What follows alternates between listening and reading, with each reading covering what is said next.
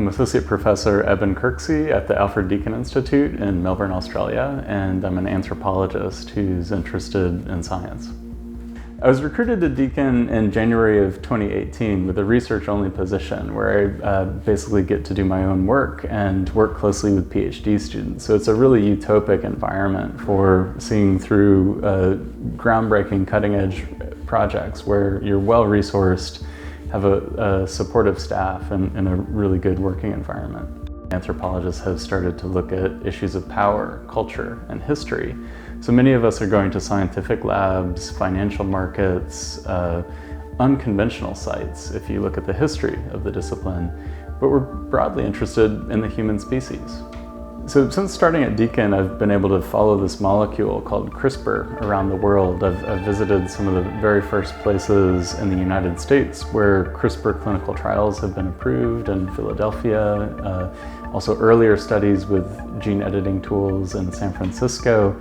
And I've also traveled to Hong Kong and mainland China, where I've been following discussions about, what it means in this era when Asian innovators are disrupting colonial narratives. If you look at the history of science, the traditional narrative is that Europe or Western researchers lead the way.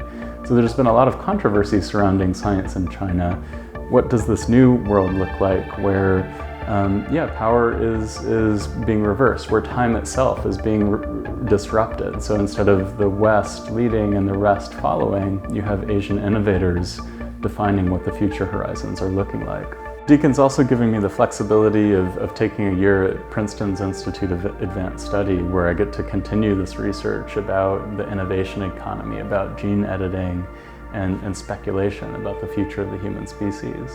Research in the humanities and social sciences is deeply important to think about the fundamental values that are animating the world right now. So things are happening so fast in the domain of science and technology, and it's easy to just see innovation as a value, as the only value that drives the world. So stepping back and reflecting on deeper traditions of value, thinking about what's right and wrong, what should be done rather than what could be done.